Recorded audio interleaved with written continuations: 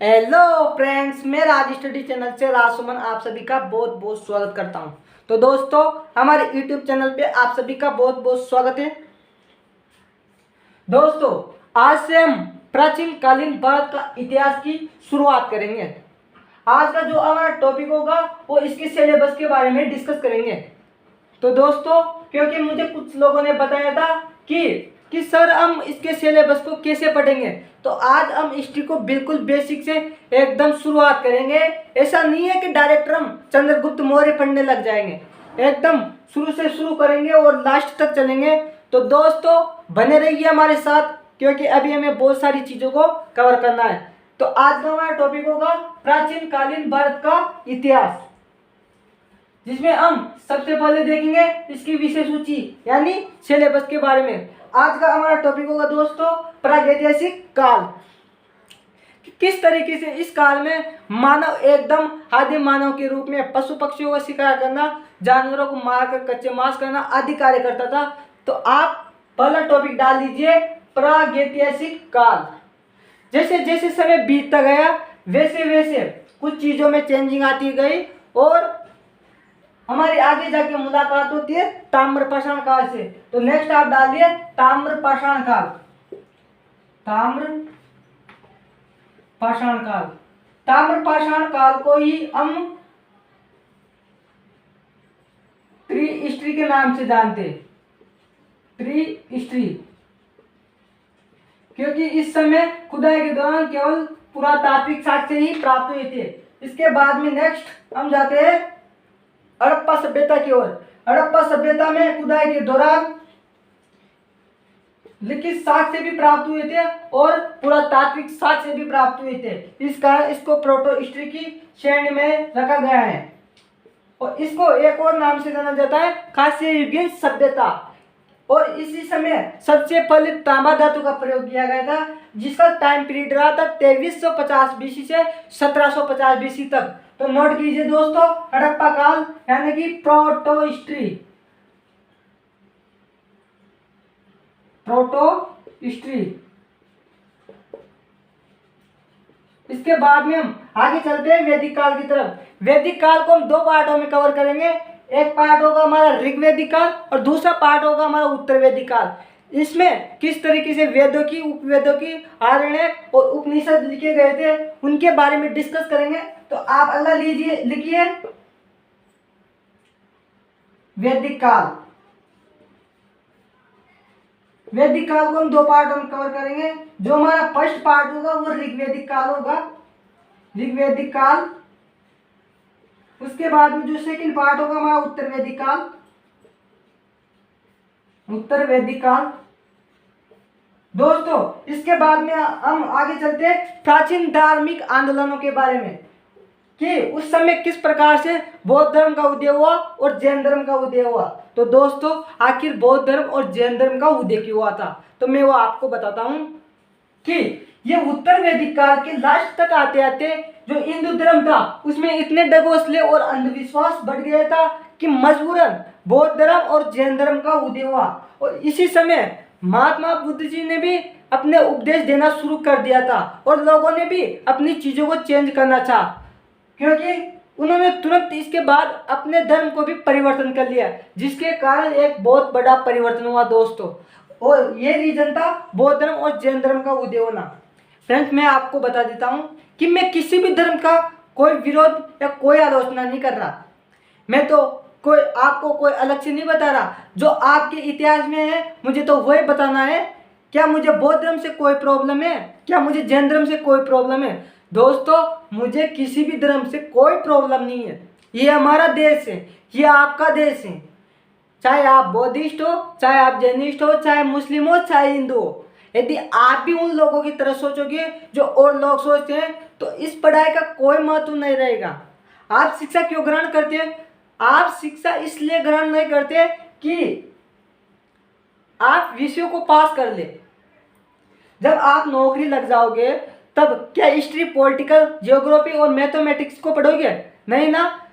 ये विषय तो केवल आपके दिमाग को परखने के लिए होता है। हम हिस्ट्री को क्यों पढ़ते हैं? क्योंकि जब भूतकाल में अपने पूर्वजों ने जो गलतियां की थी उनको सुधारा जा सके, अपने वर्तमान स्थिति को सुदृढ़ बनाया जा सके। तो दोस्तों हमें सभी धर्मों का सम्मान करना चाहिए। क्या 1947 से पहले मुस्लिमों ने हमारा साथ नहीं दिया था? क्या अभी मुस्लिम हमारा साथ नहीं देते? दोस्तों आज भी मुस्लिम हमारा साथ देते हैं। जो ये हमारा देश है वो किसी एक व्यक्ति के शासन से नहीं चलता, क्योंकि इसमें सभी धर्मों के लोगों का सहयोग होता है। हाँ, कुछ लोग ऐसे होते हैं जो गद्दार होते हैं, जिनकी वजह से हमें पूरे कौम या पूरे समाज को गलत नहीं समझना चाहिए। हमें केवल उसी अपराध की निंदा करनी चाहिए जो गलत है। तो दोस्तों धीरे धीरे करते करते बौद्ध धर्म भी समाप्त होने लगी। बौद्ध धर्म समाप्त नहीं हुआ था। बौद्ध धर्म तो इतना अच्छा धर्म था कि ये हमेशा अहिंसा के रास्ते पे चलता था। दोस्तों महात्मा बुद्ध का जन्म हमारे ही देश में हुआ है, अपने ही देश में शिक्षा ग्रहण किए और अपने ही देश में उपदेश देना शुरू किया। फिर भी वो तिब्बत क्यों चले गए, फिर भी वो चाइना क्यों चले गए? तो दोस्तों मैं आपको बताता हूँ कि जब भारत में इतना अंधविश्वास और हिंसा बढ़ गई थी कि मजबूरन बौद्ध धर्मावलंबियों ने अपना स्थान खुद ब खुद चेंज कर लिया। खुद ब खुद वो अपना स्थान छोड़कर चीन चले गए, तिब्बत चले गए। तो दोस्तों आगे हम चलते हैं महाजनपद काल। महाजनपद काल के बारे में डिस्कस करेंगे। तो दोस्तों किस प्रकार से 16 महाजनपदों का उदय हुआ था, इससे पहले आप पहला वाला टॉपिक डालिए, प्राचीन धार्मिक आंदोलन। प्राचीन धार्मिक आंदोलन जिसको हम दो पार्टों में कवर करेंगे। एक होगा बौद्ध धर्म का उदय, बौद्ध धर्म का उदय। सेकंड होगा जैन धर्म का उदय, जैन धर्म का उदय। इसके बाद में हम महाजनपद काल के बारे में डिस्कस करेंगे। तो आप लिखिए महाजनपद काल, महाजनपद काल। इसमें हम सबसे पहले 16 महाजनपदों का उदय हुआ था, इसके बारे में डिस्कस करेंगे। 16 महाजनपद का उदय। उसके बाद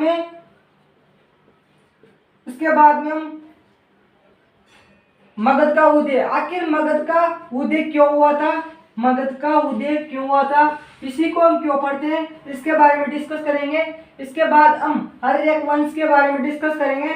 आर्यक वंश।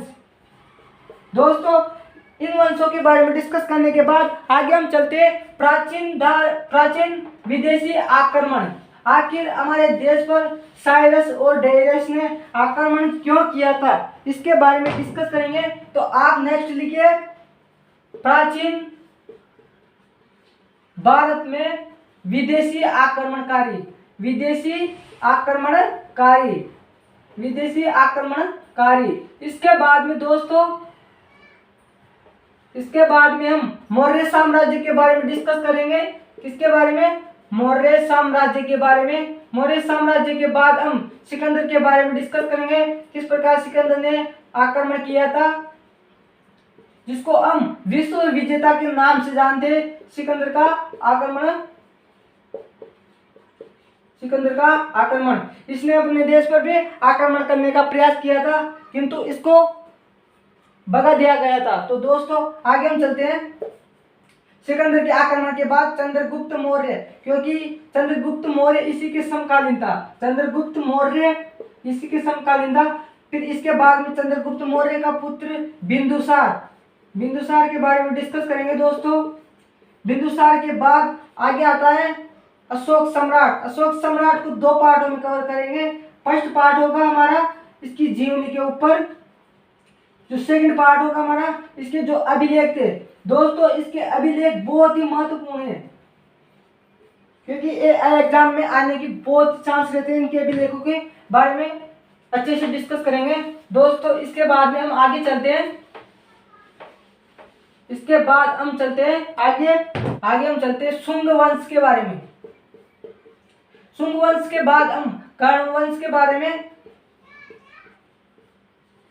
तो कुछ छोटे छोटे वंश के बारे में डिस्कस करेंगे। फिर हम सातवाहन वंश के बारे में, जिस प्रकार इन लोगों ने शासन किया था, इनके बारे में डिस्कस करेंगे। फिर आता है कलिंग का छेदी वंश।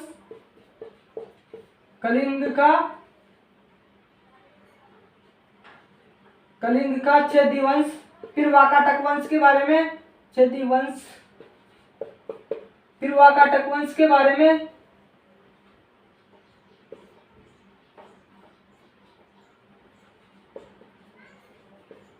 वाकाटक वंश के बारे में। इसके बाद दोस्तों हम आ जाते हैं जो हमारे भारत पर विदेशी उत्तराधिकारी को किस तरीके से प्रभुत्व बढ़ा, इसके बारे में डिस्कस करेंगे। क्योंकि हमारे जो भारत के शासक थे उनकी शक्तियां कितनी कमजोर होने लगी थी। तो दोस्तों आप लिखिए, नेक्स्ट लिखिए, विदेशी उत्तराधिकारियों का संघर्ष। विदेशी उत्तराधिकारियों का संघर्ष, उत्तराधिकारी का संघर्ष। तो आप सबसे पहले लिखिए, विदेशी उत्तराधिकारियों में सबसे पहले हिंद यवन। यवनों ने हमारे देश के ऊपर आक्रमण किया, हिंद यवन। इन्होंने सबसे पहले सोने के सिक्के चलाए थे दोस्तों। किसके सिक्के चलाए थे? सोने के सिक्के। सबसे पहले सोने के सिक्के किन्होंने चलाए थे? हिंद यवनों ने। इसके बाद में हम आगे चलते हैं, हिंद यवनों के बाद में शक वंश। शक वंश के बाद में हम आगे चलते हैं पार्थियन वंश। पार्थियन वंश को पल्लव वंश के नाम से भी जाना जाता है। तो दोस्तों आप लिखिए पार्थियन वंश यानी कि पल्लव वंश।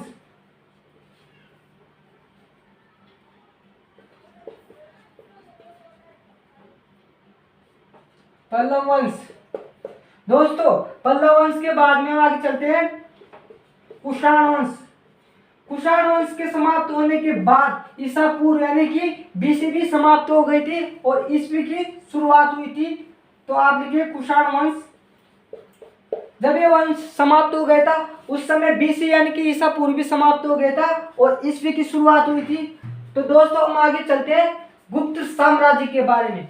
आखिर गुप्त साम्राज्य को प्राचीन भारत का स्वर्ण काल क्यों कहा जाता है? और गुप्त साम्राज्य की जैसे ही स्थापना हुई वैसे ही ईस्वी की शुरुआत होती है। तो फ्रेंड्स आप लिखिए गुप्त साम्राज्य।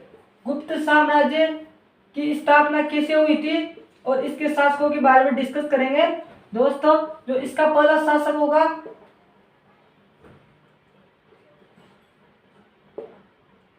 वो चंद्रगुप्त प्रथम। सेकंड होगा हमारा समुद्रगुप्त। समुद्रगुप्त के बाद में होगा हमारा चंद्रगुप्त द्वितीय। चंद्रगुप्त द्वितीय। चौथा हमारा होगा कुमारगुप्त प्रथम।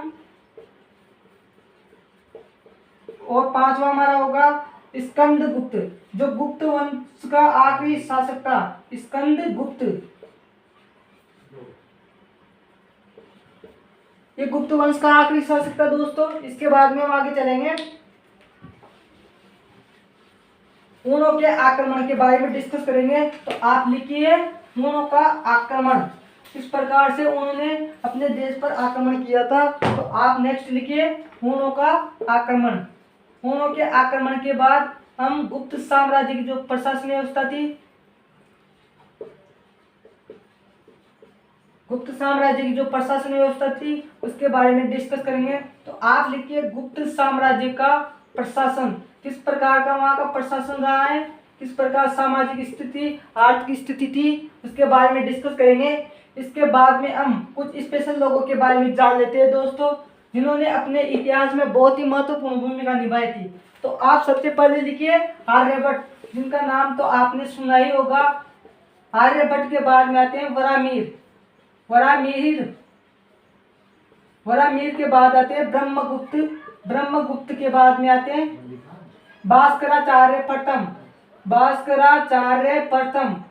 दोस्तों भास्कराचार्य प्रथम के बाद आते हैं धनवंतरी।